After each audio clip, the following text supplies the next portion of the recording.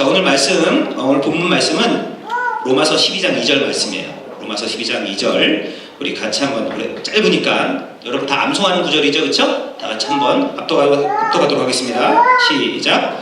너희는 이 세대를 본받지 말고 오직 마음을 새롭게 함으로 변화를 받아 하나님의 선하시고 기뻐하시고 온전하신 뜻이 무엇인지 분별하도록 하라. 그래서 오늘은, 지난주에는 제가 1편 했죠, 그쵸?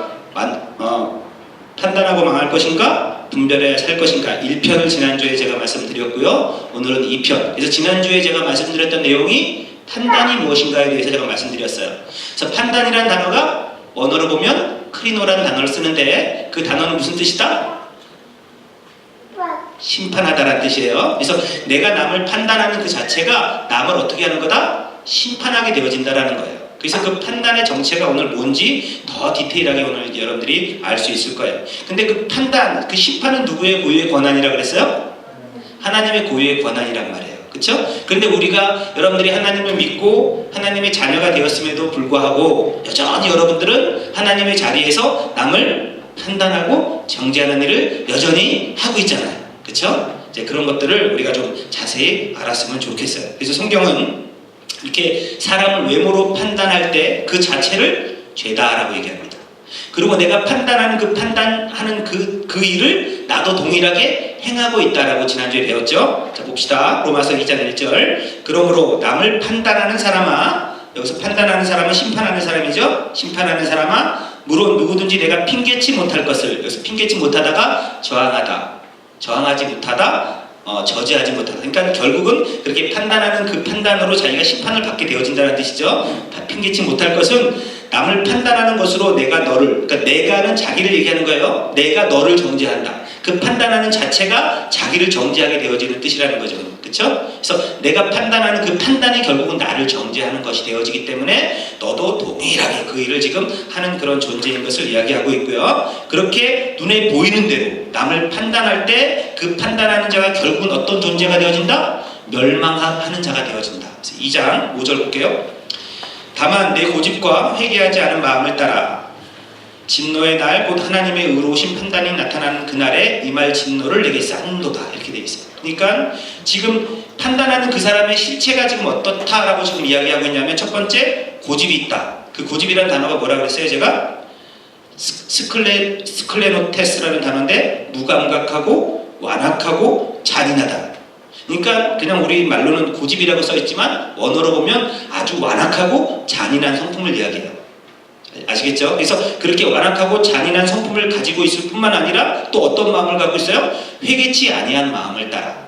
회개치 아니한 마음을 따랐다는 것은 지금 주님을 영접했다는 거예요? 안 영접했다는 거예요? 안 영접했다는 거죠? 회개하지 않았다는 것은 지금 여전히 세상을 따라서 가고 있는 사람들이에요. 그 사람들이 지금 어디에 있냐면 교회 안에 있어요. 교회 안에서 자기의 고집대로 자기의 회개하지 않는 마음을 따라서 남들을 판단하는 그 판단은 결국 심판이 되어지고, 그 심판이 자기에게 돌아와서 결국 네 자신이 그렇게 영원한 진노의 날에 심판받을 자로 그렇게 간직되어진 존재다라고 지금 이렇게 우리 지난주에 이렇게 배웠단 말이죠. 그렇죠?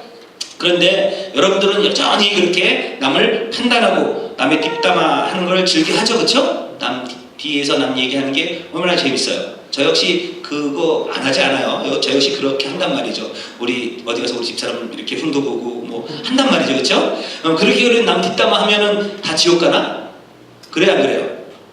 그렇게 얘기하면은 천국 갈 사람 아무도 없잖아요. 누가 만약에 남 함부로 남에 대해서 얘기하고 이런 얘기 했다고 흉봤다고 천국 만약에 다 심판받는다면 이 세상에서 천국 갈 사람이 누가 있겠냔 말이에요. 그렇죠? 그런 얘기가 아니에요. 그래서 남을 판단했다, 그래서 남을 흉봤다, 남을 욕했다, 이것 때문에 지옥 간다는 얘기가 아니기 때문에 여러분들이 조금 안심해도 돼요. 그래서 오늘 말씀을 잘 들으면 정말 판단이라는 것이 무엇의 결과이고 분별이라는 것이 무엇의 결과인지를 여러분들이 정확하게 알 수 있기 때문에 여러분들이 좀 말씀 좀 잘 들었으면 좋겠어요.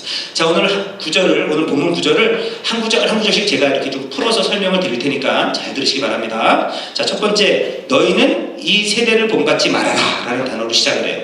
여기서 이 세대라는 단어가 아이온이라는 단어인데, 이것은 뭐냐면 하나님이 이렇게 눈에 보이도록 창조한 세계를 얘기해요. 그러니까 눈에 보이도록 창조한 세계, 그리고 공간적이고 이게 시각적인 그런 이 공간의 개념을 얘기합니다. 그래서 이 세대를 뭐라고요? 본받지 말아라. 이 본받지 말아라는 단어가 원어로 못목과 같은 모양이 되다라는 뜻이에요. 본받는다라는 뜻이. 그러니까 이것을 그냥 직역하면 어떻게 되냐면 너희는 눈에 보이는 세상과 같은 모양이 되지 말아라. 이 말이 너희는 이 세대를 본받지 말고라는 뜻이에요. 그러니까 눈에 보이는 그 모양과 내가 같은 모양이 되어지는 것, 이게 원어로 그냥 풀면 그렇게 되어진단 말이에요. 그런 모양이 되지 말아라 라고 이야기합니다. 여러분 보세요. 하나님이 왜 이 우주 만물을 창조했을까? 여러분 눈에 보이는 이 우주, 이 만물들, 이 세상을 왜 하나님이 창조하셨죠? 왜 창조했을까? 이 눈에 보이는 세상을 통해서 하나님 뭘 설명해 주시기 원하냐 하면 영원한 나라가 있음을 설명해 주기 위해서 이 세상을 창조하신 거란 말이에요. 하나님은 이 세상을 창조하는 것 자체, 이 세상이 목적이 아니라 영원한 그 나라가 목적이에요. 그쵸? 그래서 이 세상은 무엇하기 위해서 간수되었다? 불태우기 위해서 간수되었단 말이에요. 영원한 심판의 날까지 불태우기 위해서 간수한 거예요. 왜? 이 나라가 진짜가 아니기 때문에. 그래서 이 세상을 그림자, 그냥 그 다음에 허상, 거짓이라고 얘기하고요. 진짜 영원한 그 나라, 그 실체를 설명해 주기 위해서 하나님은 이 세상을 만들어 놨는데 내가 보여지는 이 세상을 진리로 받아들이고 이것을 내가 보이는 대로 판단하는 그 자체가 결국은 뭐라고요? 그것이 심판받을, 그것이 죄라는 거예요. 성경에서 지금 말씀하고자 하는 것은. 그래서 보세요. 고린도후서 4장 18절 말씀 보세요. 잘 들으셔야 됩니다. 고린도후서 4장 18절 우리 같이 한번 합독합시다. 시작. 우리가 주목하는 것은 보이는 것이 아니요 보이지 않는 것이니 보이는 것은 잠깐이요 보이지 않는 것은 영원합니다. 지금 잘 들어보세요. 여러분 지금 여기서 말하는 것은 보이지, 자기네들이 지금 주목하고 있는 것, 이렇게 지금 주목했다는 것을 주시에서 보는 거죠. 지금 우리가 이렇게 주시에서 보는 것은 보이는 거예요 보이지 않는 거예요? 뭐라고 돼 있어요? 뭘 보고 있어요? 보이는 것을 보고 있어요? 보이지 않는 것을 보고 있어요? 보이지 않는 것을 보고 있잖아요. 우리가 주목하는 것은 보이는 것이 아니요 보이지 않는 것이다라고 얘기하죠. 그러면 믿음에 있는 사람들은 지금 보이는 것을 보고 있다라는 거예요? 아니면 보이지 않는 것을 보고 있다라는 거예요? 보이지 않는 것을 보고 있는 것이 믿음이란 말이에요. 그러면 여러분들이 보는 것은 이 보이는 세상이에요? 아니면 보이지 않는 세상이에요? 보이지 않는 세상을 주목하는 그 사람이 바로 성도라는 거예요. 그렇죠? 그래서 이 보이는 세상은 어차피 불태우기 위해서 간수되어진 것인데 그것을 보고 그것을 그대로 판단하는 그 자체가 바로 너희는 그 불태우기 위해서 간수되어진 그 모양과 같이 똑같이 심판에 그 불태워지는 존재라고 지금 성경은 그 얘기를 하고 있는 거예요. 그러니까 너희는 이 세상을 본받지 말아라 라는 말이 얼마나 무서운 말인지 아시죠? 너희들이 이 세상과 같은 모양이 되어진다면 이 세상이 영원히 불태워지는 그날에 나도 어떻게 되어진다? 같이 그 심판 가운데 불태워진다라는 말이란 말이에요. 그냥 내가 이 세대를 본받지 말고 착하게 살아야지가 아니라 그렇게 눈에 보이는 대로 같은 모양이 되어질 때 그런 엄청난 일들이 우리에게 일어나는 거다라고 지금 경고하고 있는 거예요. 그 다음에 하는 말씀이 보세요. 너희는 이 세대를 본받지 말고 오직 마음을 새롭게 함으로, 여기서 마음을 새롭게 하다 이 말을 들으면 또 이제 여러분들 그렇게 해요. 아 그래 이제 내가 판단하지 말고 이제 결심해, 이제 착하게 살고 겸손하게 살고 남 뒷담화 하지 말고 이제 남들을 위해서 이제 열심히 살고 남들을 위해서 훌륭하게 살아야지, 이렇게 마음을 새롭게 하는 그 말을 하는 게 아니에요. 성경에서 지금 말씀하고자 하는 이야기는 여기서 새롭게 하다라는 단어가 원어로 보면 아나카이노세이라는 단어인데 얘기는 뭐냐면 영적으로 거듭남을 얘기해요. 새롭게 된다는 것은 마음을 새롭게 함으로, 그러니까 영적으로 거듭난 상태를 이야기한단 말이에요. 그래서 이 단어가 쓰여진 곳이 어디에 쓰여졌냐면 디도서 3장 5절에 쓰여져 있어요. 우리를 구원하시되 우리의 행한 바 의로운 행위로 말미암지 아니하고, 자 우리의 행위로 말미암지 않고 오직 그의 긍휼하심을 쫓아 중생의 씻음과 성령의 새롭게 하심으로, 그러니까 새롭게 되어진 것은 지금 이게 수동태거든요. 내가 새롭게 된 거예요? 아니면 성령이 새롭게 하셨어요? 성령이 새롭게 하심으로 새로운 존재가 되어졌다는 뜻이에요.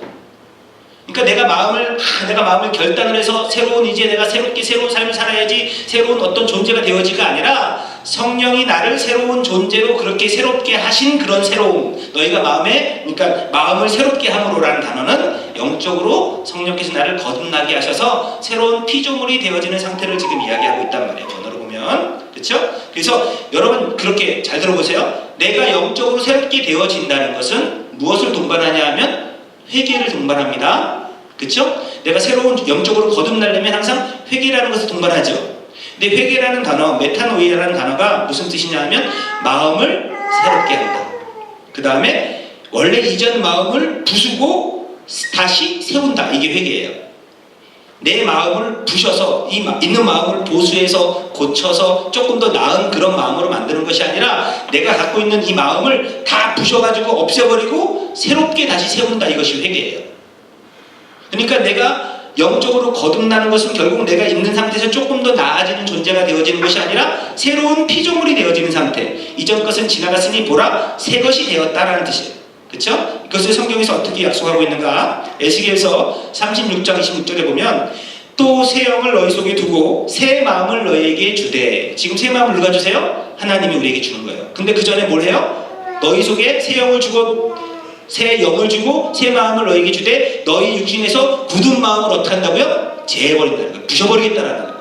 우리가 갖고 있던 이 세상을 판단하고 이 세상을 내가 보이는 대로 눈으로 보고 있는 그 육신의 마음을 제해버리고 없애버린다는 거예요. 완전히 없어지다는 뜻이에요. 없애버리고 새로운 마음을 우리에게 주시겠다라고 하나님이 약속하셨고 그 약속하신 그 새로운 마음을 성령께서 오셔서 우리에게 그 새 마음을 부어주신 것, 그것이 내가 마음을 새롭게 함으로 라는 뜻이에요. 그 다음에 어떻게 해요? 변화를 받아. 그래서 변화를 받는다라는 것도 이게 원어로 보면 메타모르푸스테라는 단어예요. 발음하기도 어려워.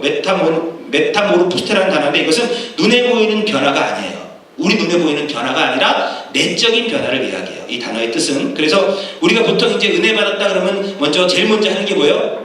술 먹는 사람들 술 끊고, 담배 피우는 사람 담배 끊고, 조금 더 멀리 가면 마약하는 사람 마약 끊고, 조금 더 심한 사람 노름하는 사람 노름 끊고, 자꾸만 나의 어떤 안 좋은 것들을 끊고 변신하는 그런 것들을 이야기하는 것이 아니라 다시 돌아와요. 그거는 언젠가는 모르지만 또 열받으면 다시 피고 다시 먹고 마시고 이러잖아요. 그렇죠? 그건 진정한 변화가 얘기하는 그런 변화를 얘기하는 것이 아니라 성경에서 얘기하는 것은 영적으로 거듭난 변화를 얘기한다. 그러니까 우리가 마음이 새롭게 되어져서, 그러니까 하나님의 영적으로 거듭난 새로운 존재가 되어진 그 변화, 그렇게 변화를 받아서 그 다음에 뭘 얘기하라고요? 하나님의 선하시고 기뻐하시고 온전하신 뜻이 무엇인지 분별하라. 이 뜻이 지금 너무나 중요합니다. 자, 여기서 한 가지씩 한번 풀어봅시다. 하나님의 선하시고라는 단어가 원어로 아가돈이라는 단어를 쓰는데요. 이 선하다라는 얘기는 우리는 일단 제일 먼저 생각하는 선이라는 개념은 우리가 알고 있는 도덕과 윤리 안에서의 선이에요. 그렇죠? 착하게 살아야지, 선하게 살아야지, 남들을 도우며 훌륭하게 살아야지, 이런 선이 아니에요. 자, 하나님은 이 세상에서 선하신 분은 누구밖에 없어요? 하나님 한 분밖에 없어요. 예수님이 분명히 있어요. 선하신 선생이요 했더니 예수님이 뭐라고 했어요? 선하신 분은 하나님 한 분밖에 없는데 왜 너희는 나한테 선하다라고 얘기하느냐라고 얘기했죠. 그러니까 하나님은 선이에요. 그런데 하나님이 하신 그 일들이 정말 우리가 생각하는 선의 기준과 동일한가? 그렇지 않아요. 왜? 하나님은 이스라엘 백성들에게 가나안에 들어가서 남녀노소 다 죽여라, 죽이지 말아라. 다 죽여라. 장정만 죽이라 그랬으면 뭐 그럴 수 있어요. 싸움이니까. 그런데 남녀노소, 노인은요 힘도 없고 아무것도 할 수 없는 그런 노인을 얘기하는 거고요. 어린아이는 젖먹이 어린아이까지 어떻게 하라고요? 하나님 뭐라고 명령하셨어요? 다 죽이라고 명령하셨죠. 그게 선이에요? 우리의 그런 도덕 윤리 관점에서 보면 그것이 선이 될 수 있어요? 없어요? 없어요. 그건 악이에요. 하나님은 만약에 그것을 우리의 논리로 받아들이면 하나님은 사람 교사죄죠. 죽이라고 명령했으니까. 근데 그 하나님이 어떻게 선할 수 있냔 말이에요. 그러니까 성경에서 말하는 선, 아가돈이라는 단어는 우리의 윤리나 도덕에 이렇게 갇혀있는 선이 아니라는 거예요. 하나님의 선하심. 하나님의 선하신 분은 하나님 한 분밖에 없기 때문에. 예수님이 이 땅에 오셔서도 어떻게 했어요? 그 당시에 바리새인들, 대제사장들, 서기관들은요 나이가 어린 사람들이 아니에요. 최소한 40대, 50대 이상이란 말이에요. 예수님은 그 당시 나이가 어떻게 됐어요? 30대 초반이었잖아요. 그렇죠? 31세, 1세, 29세 말부터 31, 2 정도 밖에 안 됐잖아요. 근데 그 바리새인들한테 뭐라고 그랬어요? 야 정도면 뭐 아주 10원짜리 욕이죠. 그렇죠? 야 이 독사의 새끼들아, 웬치라는 거더만, 너희는 너희 아비 마귀에게서 났으니 이 마귀 새끼들아, 이런 욕을 그 당시 했으면요 그게 선해요 악해요? 선해요 악해요? 말도 안 되는지. 지금 만약에 그랬다 치잔 말이에요. 지금 우리가 저 정도 나이 되는 사람이 60대 70대 먹은 사람한테 만약에 그렇게 욕을 했으면 저는 후레자식 소리 듣죠. 그렇죠? 저런 근본도 없는 놈이라는 소리 듣잖아요. 그런 예수님을 어떻게 우리가 선하다라고 얘기할 수 있냔 말이에요. 그런데 성경은 분명히 하나님은 선하세요. 거짓이 조금도 없고요, 하나님에게는 악이 조금도 없단 말이에요. 그래서 우리가 성경을 볼 때 항상 내가 갖고 있는 그 국어사전의 개념으로 성경의 단어를 보면 오해할 수밖에 없어요. 하나님의 선하시고 그러면 일단 우리는 도덕윤리로 생각을 한단 말이에요. 그런데 성경에서 말하는 선, 아가돈이라는 단어는 그런 선이 아니라 하나님의 선이에요. 하나님의 선하시고 라는 단어 분명히 아셨으면 좋겠고요. 두 번째, 기뻐하시고. 여기서 기뻐하시고라는 단어가 you are astonished 이라는 단어인데, 이것은 뭐냐면 주인에게 만족을 주다, 이 뜻이 기뻐하시고도 한다. 여러분, 이 천하 우주 만물을 누가 창조하셨어요? 하나님이 창조하셨잖아요. 진화론 아니죠, 그쵸? 빅뱅 막 일어나서 막 이렇게 해갖고 스프 분열돼갖고 만들어진 게 이 세상이 아니라 하나님이 창조하셨잖아요, 그쵸? 이 우주 만물을 창조하셨는데 이 우주가 얼마나 큰지 제가 말씀드렸죠? 우리는 이 우주라는 개념 안에서 지구는 먼지보다 작아요, 커요? 우주라는 개념 안에서 지구는 먼지보다 작아요. 그 먼지보다 작은 지구 안에서 미국이라는 땅은 보이지도 않겠지만 그 보이지도 않는 미국 땅에서 부레아라는 이 땅, 부레아라는 이곳에서 지진이 일어나는 것에 하나님의 관심도 없을 거지만 잠도 못 잤어요. 그 부레아라는 곳에서 지금 여기서 우리가 예배드리고 있는 우리가 하나님을 기쁘게 한다는 자체가 우리 논리상 말이 될 수 있을까 없을까? 여러분들이 무엇을 한들 하나님을 기쁘게 할 수 있을 거예요.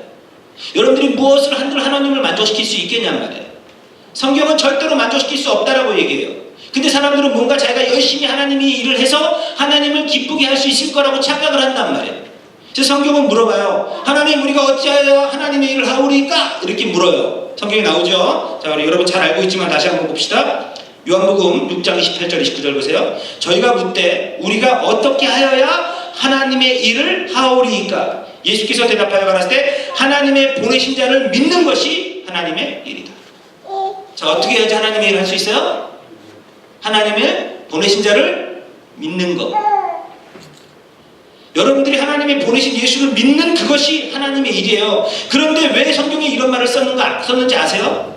여러분, 요한복음 17장 3절에 보면 영생은 유일하신 참 하나님과 그의 보내신 자 예수를 아는 것이라고 되어 있죠. 자, 이 세상에 예수 모르는 사람 있어요, 없어요? 거의 다 알잖아요. 기독교 아닌 사람들도 예수 알잖아요. 이분 간디, 성철스님 다 알죠? 근데 왜 성경은 영생은 그 예수를 아는 것이 영생이라고 얘기했을까? 다 알고 있는데? 그러면 모른다라는 거거든요. 왜? 영생은 그들에게는 해당되는 말씀들이 아니니까. 이 세상에는 영생이라는 것이 해당이 안 되잖아요. 구원이라는 것은 정말 예수 그리스도를 영접한 자만 구원받을 수 있는데, 왜 세상은 그 예수를 아는 것을 영생이라고 얘기했냐면, 이 세상은 예수를, 그러니까 정확하게 얘기하면 이 세상은 예수를 안다, 모른다? 모른다요. 근데 그들은 전부 다 뭐라고 주장해요? 나도 알아 주장한단 말이에요. 근데 정말 아냐고요? 몰라요, 여러분. 죄송하지만 몰라요. 그렇게 모르고 있으면서 다들 자기가 구원의 확신을 갖고 있다, 예수를 안다라고 주장하는데, 아니요, 모른다라고 성경은 분명히 선언하고 있어요. 왜? 영생은 예수를 아는 것이고요, 하나님의 일은 예수를 믿는 거란 말이에요. 다 믿잖아요. 안 믿는 사람이 어디 있어요? 교회 다니면서 예수 안 믿는 사람들이. 그렇죠? 예수 안 믿는 사람들이 어디 있어요? 근데 절대로 하나님의 기뻐하신, 하나님을 만족할 수 있는 그 유일한 길은 예수 그리스도를 믿는 것. 그것이 성경에서 우리에게 지금 말씀하고 있는데, 절대로 우리는 그 단어 자체도 모르고요, 그 미닝 자체도 지금 모르고 있다라는 거예요.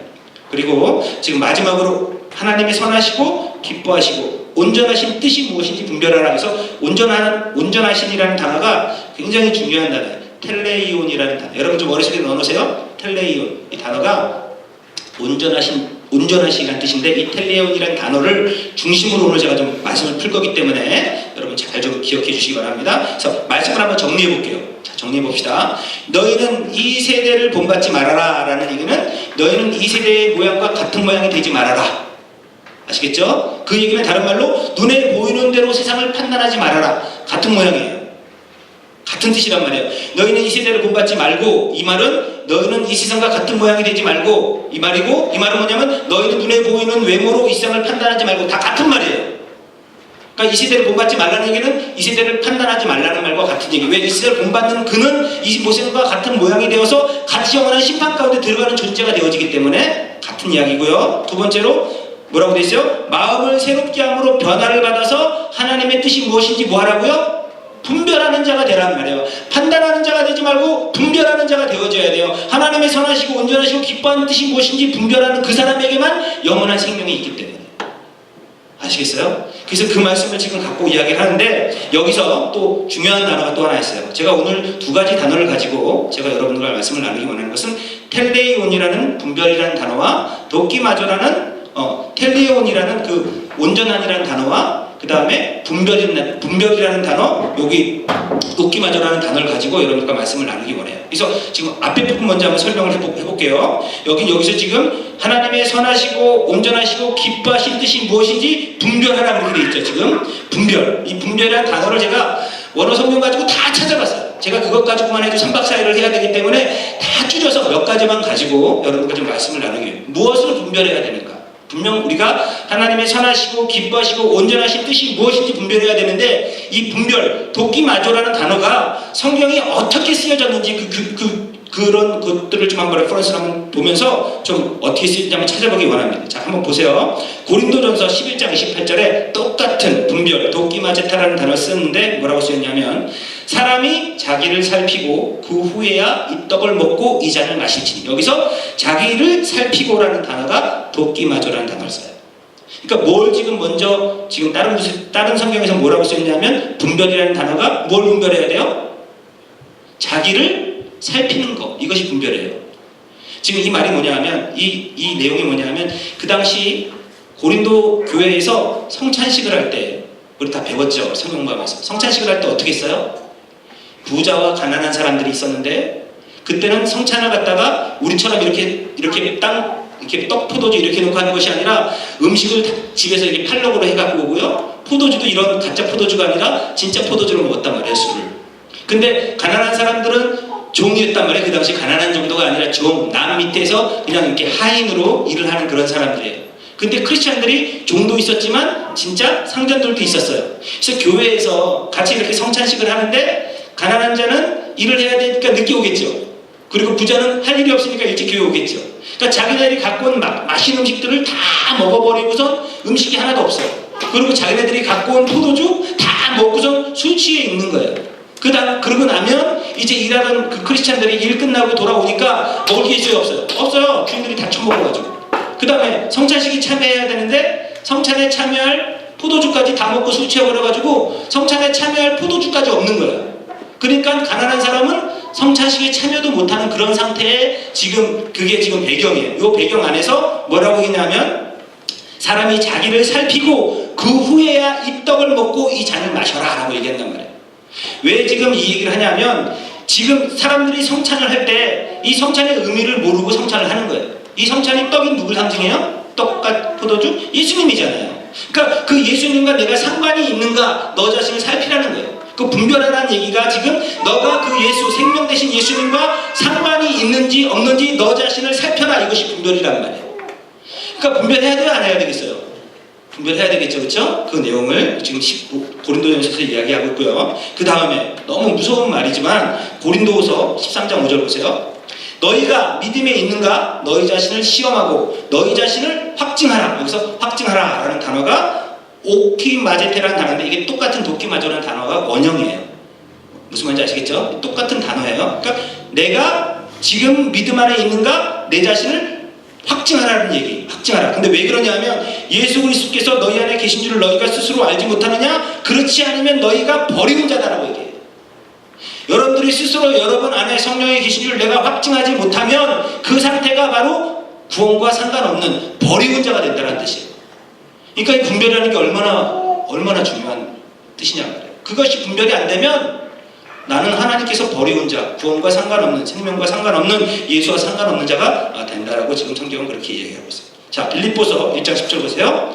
너희로 지극히 선한 것을 분별하며 또 진실하여 허물 없이 그리스도의 날까지 이루고. 여기서 똑같은 단어를 쓰고 있어요. 여기서 선한 것을 분별하며. 뭘 분별해요? 선한 것. 선한 것이 누구예요?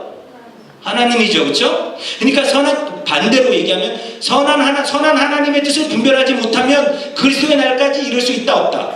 없다라는 뜻이 돼요.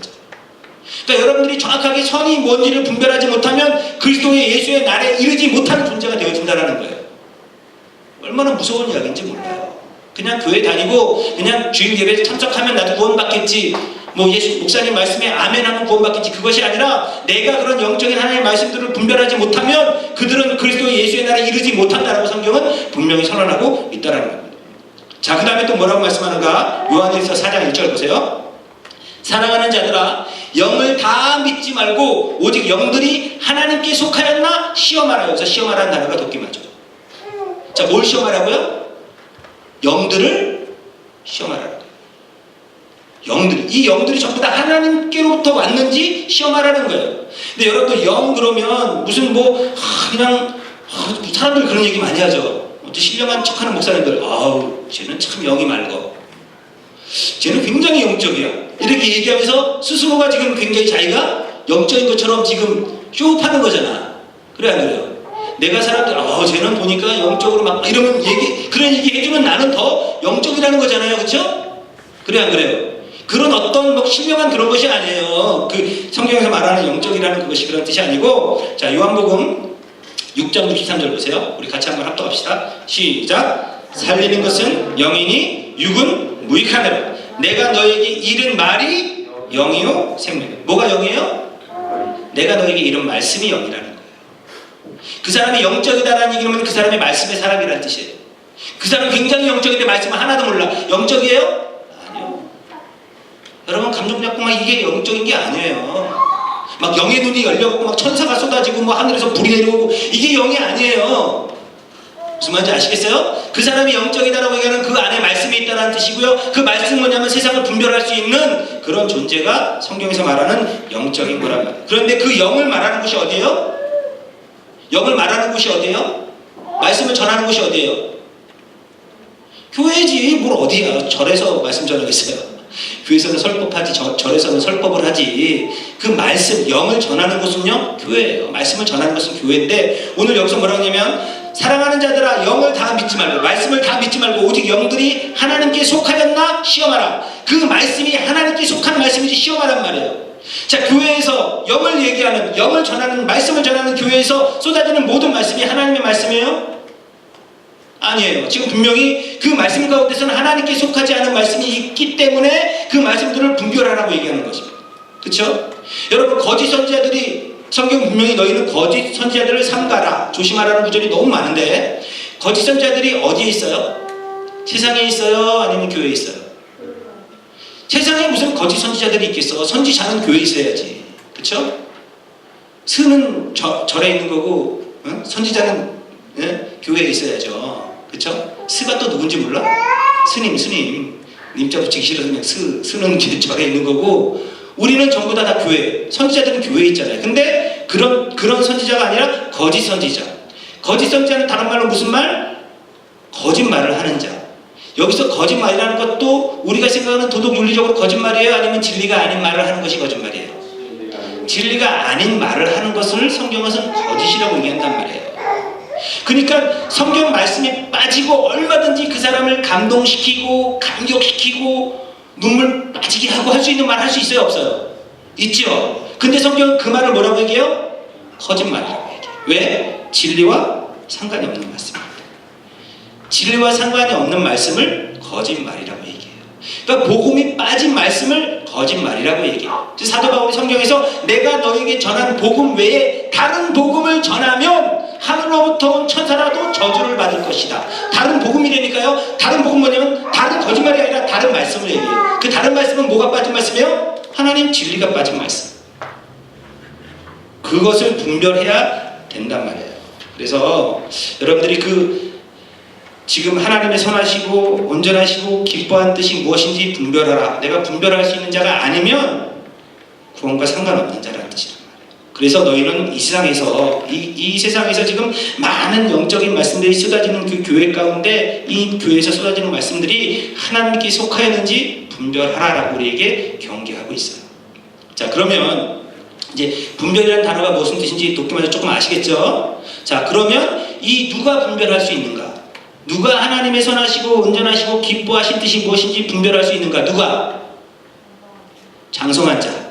이 장성한 자가 어디에 나오냐면 히브리서 5장 13절 14절 보세요. 대저 젖을 먹는 자마다 어린아이니 의의 말씀을 경험하지 못한 자요. 단단한 식물은 장성한 자일 것이니 라고 얘기해요. 여기서 장성한 자라는 단어가 나오는데 장성한 자들이 바로 그 영들을 연단을 받아 선악을 분별하는 자들이란 말이에요. 그러니까 분별할 수 있는 자는 장성한 자. 그런데 여기서 지금 히브리서 맨 앞에 지금 13절에 뭐라냐면 젖을 먹는 자가 있다라는 거죠. 어린아이. 젖을 먹는 어린아이가 있단 말이에요. 그것이 지금 이 말씀은 세상에게 하는 얘기가 아니라 교회 안에서 이야기하는 거예요. 그러면 이 교회 안에도 젖 먹는 어린아이가 있고 단단한 식물을 먹는 장성한 자가 있다는 얘기죠. 자, 주목 잘 들으셔야 돼요. 자, 여러분들 젖 먹는 자가 누구예요? 우리가 일반적으로 젖을 먹는다라고 얘기하면 성도이긴 성도야. 구원은 받았지만 아직 말씀을 깊이 공부를 안 하고 신앙생활을 조금 한 지가 너무 처음이라 오래되지 않아서 그냥 이렇게 좀 어린 성도, 약한 성도 이런 정도로 우리가 그런 사람들을 젖먹이 신앙인 이렇게 부르잖아요. 근데 그 말 안에는 무슨 의미가 함축되어 있냐면 그래도 구원받은 자라는 의미가 함축되어져 있죠. 그쵸? 근데 성경은 절대로 그렇게 이야기하지 않아요. 오늘 말씀 보세요. 누가 젖 먹는 자인가? 대저 젖을 먹는 자마다 어린아이니 그 어린아이의 특성이 뭐냐면 의의 말씀을 경험했다 경험하지 못했다. 의의 말씀이 뭐예요? 의의 말씀? 복음이요. 그쵸? 복음. 그 복음을 경험하지 못했으면 구원이 있어요 없어요? 없어요. 그래서 어린아이는요 구원받지 못한 상태를 이야기한단 말이에요. 그래서 이 어린아이라는 단어 자체가 무슨 뜻이냐면 네피우스라는 단어를 쓰는데 이 네피우스라는 단어를 풀어보면 네라는 그런 부정적인 뜻을 갖고 있는 네라는 앞에 접두어와 에포스라는 말하다라는 단어를 갖고 있는 에포스라는 단어의 합성어예요. 그러니까 부정적인 말을 한다 라고 해석할 수도 있고요 말을 하지 못한다라고도 할 수 있어요. 그 말을 하지 못한다라는 것을 왜 말을 못해요? 내가 지금 말을 갖고 있지 않기 때문에. 그 말이 뭐예요? 말씀, 복음. 복음을 갖고 있지 못한 상태, 의의 말씀을 경험하지 못한 상태. 이 원어 말씀 안에 그 뜻이 다 담겨져 있는 거예요. 그러니까 말씀이 없는 상태가 바로 어린아이, 네피우스라는 뜻이란 말이에요. 그러니까 그 사람이 구원받은 사람이 안 받은 사람이에요. 안 받은 사람이에요. 그래서 젖을 먹는 자마다 어린아이니 이는 의의 말씀을 경험하지 못한 자요. 그러면서 지금 어떤 존재를 지금 얘기해요? 단단한 식물은 이라고 또 얘기해요. 여기서 단단한 식물, 여기서 단단한 식물이라는 단어가 우리 조금 더 이거 어린아이에 대해서 한번 조금 더 공부해 볼게요. 자, 고린도전서 3장 1절 2절 한번 봅시다. 고린도전서 3장 1절 2절에 보면 형제들아 내가 신령한 자들을 대함과 같이 너희에게 말할 수 없어서. 여기서 신령한 자라는 것 푸뉴마티코스라는 단어를 쓰는데 이것은 뭐냐면 영적인 자, 성령으로 거듭난 자, 이게 신령한 자예요. 그러니까 구원받은 자를 얘기하는 거예요. 영적으로 구원받은 자, 거듭난 자를 얘기하는 거고 그 다음에 뭐라고 되어 있어요? 어린아이는 신령한 자들을 대함과 같이 너에게 말할 수 없어서 육신에 속한 자, 지금 육신에 속한 자, 요게 지금 사르키코스라는 단어를 쓰는데 요 육신에 속한 자가 뭐냐면 육적인 자, 성령을 받지 못한 자, 육에 속한 자 이런 뜻이란 말이에요. 그러니까 어린아이는 지금 육신에 속한 자라는 것은 구원을 받았다는 거예요? 못 받았다는 거예요? 못 받았다는 거예요. 그러면서 그들이 지금 뭐랍니까? 육신에 속한 자 곧 그리스도 안에서 어린아이들 대함과 같이 하노라. 내가 너희를 뭐로 해요? 젖으로 하잖아요. 그러면 이 젖이라는 단어가 뭘까? 이 젖이라는 단어가 결국은 율법이라는 뜻이에요. 율법. 그리고 젖으로 하고 그 다음에 뭐로 안 해요? 밥으로 안 한다 그러죠. 여기서 밥이라는 단어가 없어요. 원어 성경에 밥이라는 단어가 없고 그냥 브로마라는 단어를 써요. 이 브로마라는 단어가 단단한 음식이라는 뜻이에요. 밥이라는 단어 자체가 원어에 없어요. 근데 그냥 그걸 한국말로 번역을 해서 영어로도 보면 solid food이라고 돼 있어요. 밥이라는 단어가 없고 뭐 스팀 라이스라는 단어가 없고 뭐 누룽지를 여러분 영어로 뭔지 아세요? 브라운 라이스. 바비 브라운이 뭐 영어로 누룽지래요. 바비 브라운. 무슨 말인지 농담을 해도 못 알아듣죠. 바비 브라운이라는 유명한 사람이 있었잖아. 바비 브라운이 누룽지래. 어쨌든 그런 밥이라는 단어가 없고 브로마라는 단어를 쓰는데 그 브로마가 단단한 식물. 그러니까 젖과 단단한 식물로 지금 나눠요. 젖은 율법이고 단단한 식물은 그럼 뭐겠어요? 단단한 식물 막 어려운 그게 아니라 간단하게 복음이라는 뜻이에요. 그 단어를 제가 히브리서 이 지금 단어가 어디에 쓰여졌냐면 그 단단하신 브로마라는 단어가 요한복음 4장 34절에 쓰여져 있어요. 한번 같이 한번 합독합시다. 자, 정신 조금 차리고요. 시작. 예수께서 이르시되 나의 양식은 나의 보내신 이의 뜻을 행하며 그의 일을 온전히 이루는 이것이니라. 여기서 나의 양식이라고 쓰여져 있는 것이 브로마예요. 그러니까 그 단단한 식물이 뭐라는 뜻이에요? 그 뒤에 나의 양식은이라고 해서 그 브로마에 대해서 설명을 하고 있죠. 헬로. 그래요. 나의 양식은 그래서 이 브로마라고 쓰여지면서 그 브로마가 무엇인가에 대해서 설명을 하고 있죠. 뭐라고 되어 있어요? 나의 보내신 이의 뜻을 행하며 그의 일을 온전히 이루는 것. 이것이 단단한 식물이라는 뜻이에요. 그러니까 결국 브로마라는 뜻은 뭐예요? 하나님의 일을 온전히 이루는 것. 하나님의 일을 온전히 이룬 그것이 뭐예요? 복음이에요. 예수님 이 땅에 오셔서 테텔레스타이 다 이루었다. 복음이란 말이에요. 그러니까 단단한 식물은 복음이에요. 다른 곳에서 제가 더 디테일하게 한번 찾아드릴게요. 우리 아까 히브리서 단단한 식물은 장성한 자의 것. 여기서 단단한이라는 단어와 식물이라는 단어는 아까 앞에서 본 브로마라는 단어를 쓰지 않고 각각 다른 단어를 써요. 단단한이라는 단어가 스테라는 단어를 쓰는데 스테라는 단어가 확고한, 견고한, 불변해 이런 뜻을 쓰고요. 그 다음에 식물이라는 단어가 트로페라는 단어를 쓰는데 이것이 양식이에요.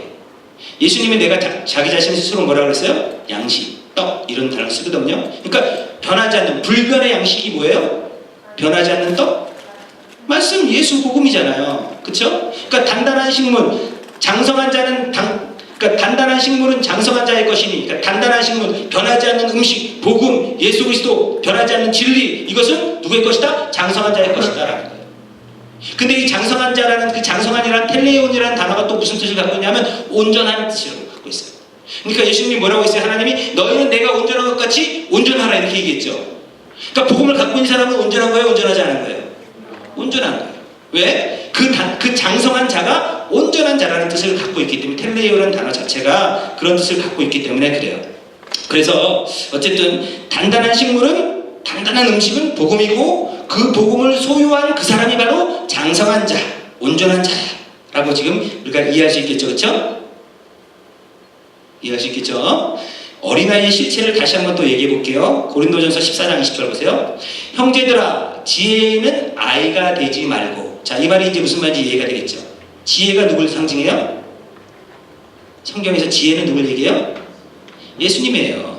우리가 지혜를 구하고 잠언서에 보면 지혜는 전부 다 예수님을 이야기합니다. 그러니까 너희는 지혜는 어린아이가 되지 말라는 얘기는 뭐예요? 어린아이는 의의 말씀을 경험하지 못한 자, 젖을 먹는 자. 그러니까 그렇게 예수님을 아는 것은 어린아이 수준으로 되어지지 말고 뭐라고 되어 있어요? 악에는 어린아이가 돼. 악에는 그렇게 모르는 사람이 돼도 되고 지혜는 어떤 사람이 되어라? 장성한 자가 되어라. 지혜는 예수님, 장성한 자는 온전한 자. 예수님에 대해서는 온전히 알아라. 말씀을 온전히 알아라. 그 상태가 바로 장성한 자. 다 똑같은 이야기들이란 말이에요. 여러분들이 단어 하나만 정확하게 알아도 성경은 전부 다 같은 이야기를 하는지 여러분들이 분명히 알 수 있단 말이에요. 그래서 다시 온전한 일을 아까 제가 하나님이 선하시고 기뻐하시고 온전하신 이서 온전한 제가 좀 안 풀어드렸죠. 이 단어를 다시 풀면 하나님이 선하시고 기뻐하시고 온전하신 뜻. 온전하신 장성한 자. 장성한 자라는 뜻이죠. 그렇죠? 그래서 온전한이라는 그 단어가 텔레온이라는 단어를 쓴단 말이에요. 그래서 하나님이 선하시고 기뻐하시고 온전하신 뜻 장성한 자가 된 그 사람이 바로 하나님의 그 뜻을 분별할 수 있는데 히브리서 5장 14절에 보면 그들이 어떻게 그렇게 장성한 자가 되었는지에 대해서 이야기해요. 자, 조금 헷갈리지만 다시 들어볼게요. 아까 장성한 자는 누구의 것이다? 단단한 식물은 누구의 것이다? 장성한 자.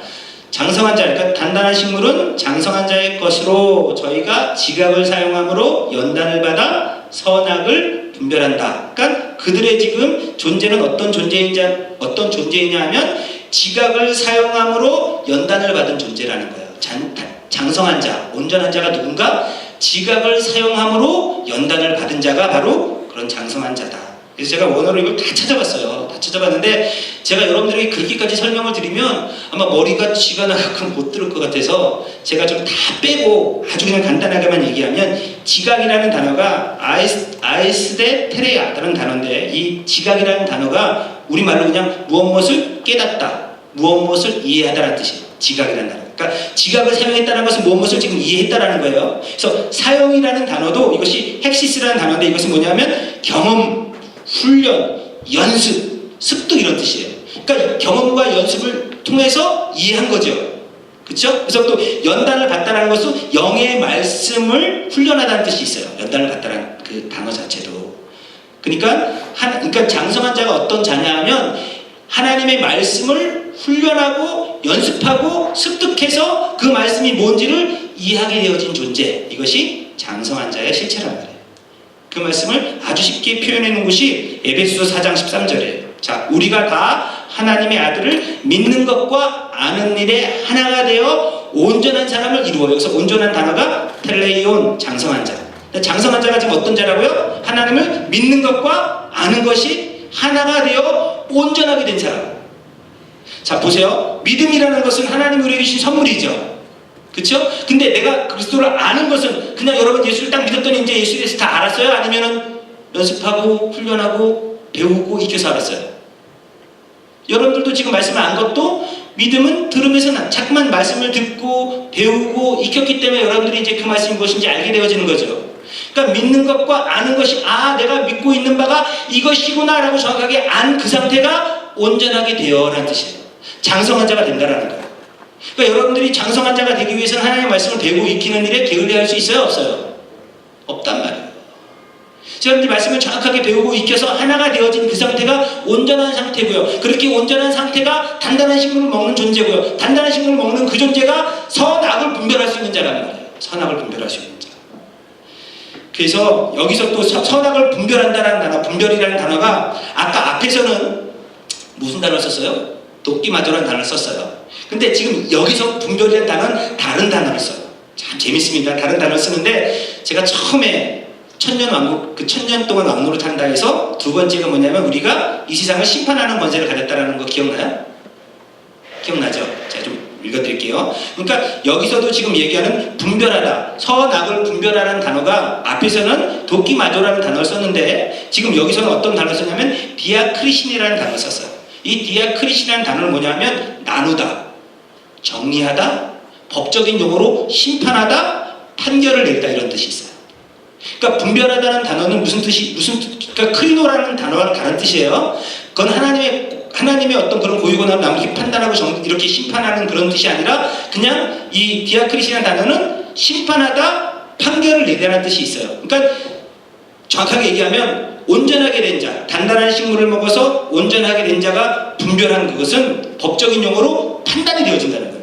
심판이 되어진다는 거예요. 그 자체가 왜 온전하게 분별했기 때문에 이거는 하나님, 이거는 선악을 분별했으니까 이것은 하나님의 진리, 이거는 세상 이렇게 분별한 그 상태에 놓여있는 그 상태가 바로 심판의 상태라는 거예요. 무슨 말인지 이해가 되세요? 그러니까 여러분들이 진리로 분별을 한 그 상태에서 복음을 갖고 있는 사람이 분별한 그 상태가 바로 심판이라는 거예요. 그래서 계시록 우리 지난번에 배웠지만 봅시다. 계시록 20장 4절에 또 내가 보좌들을 보니 거기 앉은 자들이 있어. 자, 거기 앉아있는 자들은 이 다음에 우리가 죽어서 가는 곳이에요. 지금 우리가 거기 앉아있어요. 여러분들이 지금 거기 앉아있는 거란 말이에요. 거기 앉아있는 자들이 있어 심판하는 권세를 받았더라. 그러면 누가 심판하는 권세를 받았다는 거예요? 여러분들이 심판하는 권세를 받았어요. 근데 전제 조건은 거기에 앉아있는 자, 거기에 앉아있는 자라는 뜻은 뭐냐면 복음 안에 있는 자, 진리를 안 자, 온전케 된 자를 얘기하는 거죠. 그렇게 된 자가 뭘 갖고 있어요? 심판하는 권세를 받았다라고 얘기한단 말이에요. 그러니까 여러분들이 어떤 것을 분별했을 때 이쪽 선 쪽에 있는 사람들에게는 영원한 생명이고요, 앞쪽에 있는 사람들에게는 영원한 심판이라는 거예요. 무서운 말이죠. 근데 여러분들이 그걸 분별할 수 있는 능력이 있냐는 거예요. 여러분들이 온전한 자가 되었냐는 거예요. 여러분들이 장성한 자가 되었냐는 거예요. 여러분들이 복음을 갖고 있냐는 거예요. 성경은 그걸 묻고 있습니다. 그래서 너희가 판단하고 망할 것이냐, 분별하여 살 것이냐. 이 말씀들이 그 안에 다 이렇게 담겨져 있단 말이에요.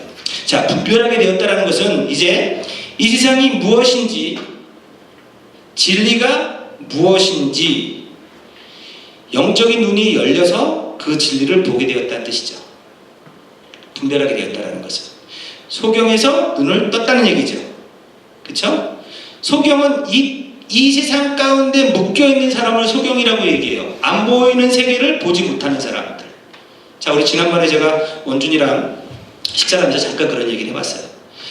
여러분 성경이 여러분들이 말하는 자유, 인간에게도 자유의지가 있지 않느냐 라고 얘기하죠. 그렇죠? 여러분들 자유의지가 있어요 없어요? 있죠? 근데 잘 들으세요. 이 세상 사람들이 생각하는 자유라는 것은 어디에 속해 있냐면 이 세상이라는 제한된 속에서의 자유예요. 왜? 이 세상 사람들은 영혼과 상관이 없으니까. 하나님의 나라와 상관이 없죠. 그래서 이 세상에 속한 사람들의 자유는, 이 세상 사람들이 생각하는 자유라는 개념은 이 땅이라는 그 영혼과 상관없이 우리 눈에 보여지는 이 코스모스, 우리 눈에 보여지는 이 세상에 국한된 자유를 얘기해요. 성경에서 말하는 자유는 너희가 내 말에 거하면 참 내 제자가 되고 진리를 알지니 진리가 너희를 자유케 하리라. 그 진리는 이 세상에 국한된 자유일까 아니면 영원한 하나님의 나라 안에서의 자유일까?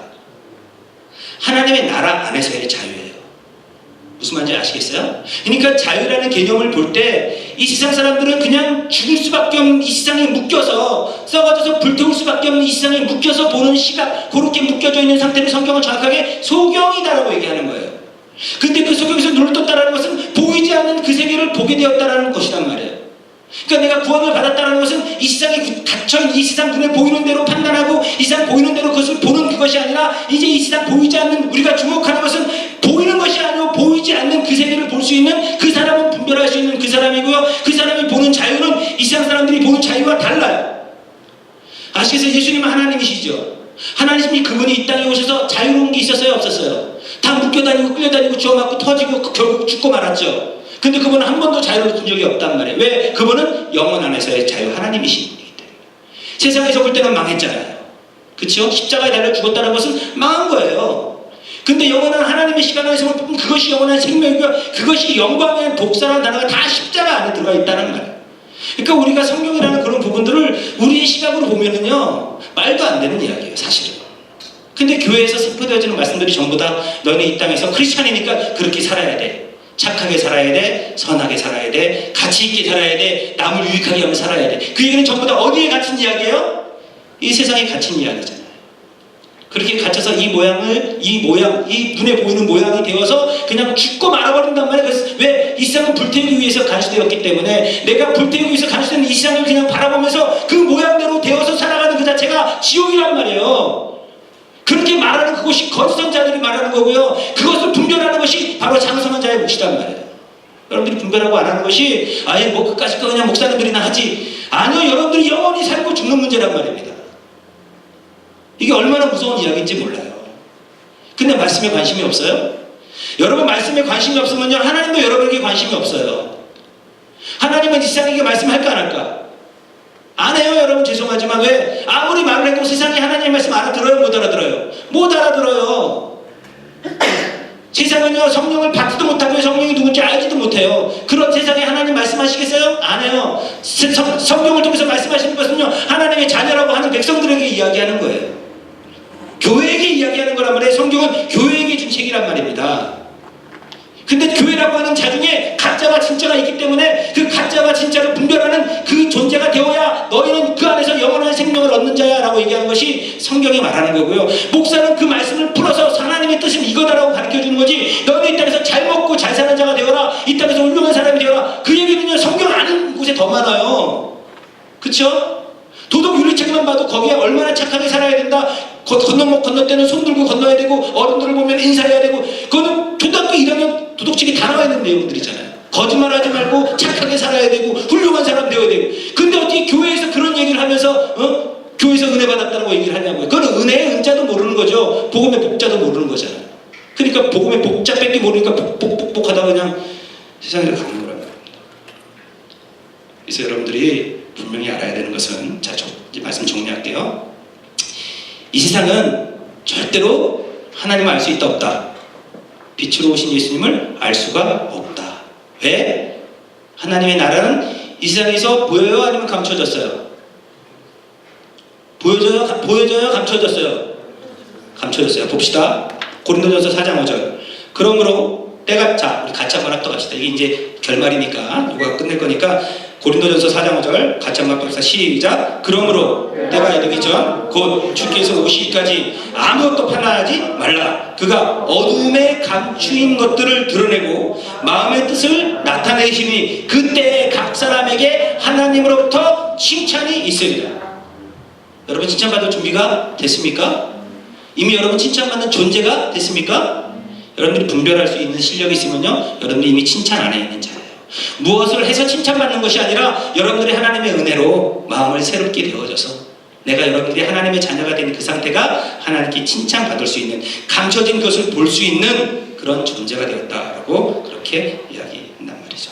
그렇죠? 그래서 하나님은 이 세상과 절대로 말씀하지 않지만, 이 세상과 관심이 없지만 우리는 이제 더 이상 눈에 보이는 율법에 묶여있는 자가 아니라 눈에 보이지 않는 복음, 그 단단한 식물을 그 소유한 그런 존재가 되어서, 그 단단한 식물을 소유한 장성한 자, 온전한 자가 되어서 하나님의 선하시고 기뻐하시고 온전하신 그 뜻이 무엇인지 깨닫게 되어서 내가 분별하는 그 분별이 결국 영원한 심판이 되어질 수 있는 그런 존재가 되어진 것, 이거를 아는 그 사람, 그런 권세를 받은 것이 여러분들의 실존. 여러분들이 어떤 존재인지 아시겠죠? 여러분들 나 예수 믿어, 나도 크리스찬이야, 이런 시시한 존재가 아니라 여러분들이 분별하는 그 분별이 판단이 돼, 그 분별이 심판이 되어져. 그리고 여러분들 그 영원한 심판에서 건짐을 받은 그런 존재가 크리스찬이에요. 여러분들이 이 땅에서 지금 세대가 너무, 그렇죠? 밤에 불안에 떨면서 뭐 얼마 있는 사람들은 별로 못 느끼겠지 모르지만 우리 애들도 요즘에 다 같이 자요. 같이 자. 하도 지진이 많이 와가지고 어제 밤에도 몇 번 왔죠, 그렇죠? 히터 그냥 얼어, 히터 탱크 터지고 그라지 물바다 되고 막 다 깨지고 막 유리 깨지고.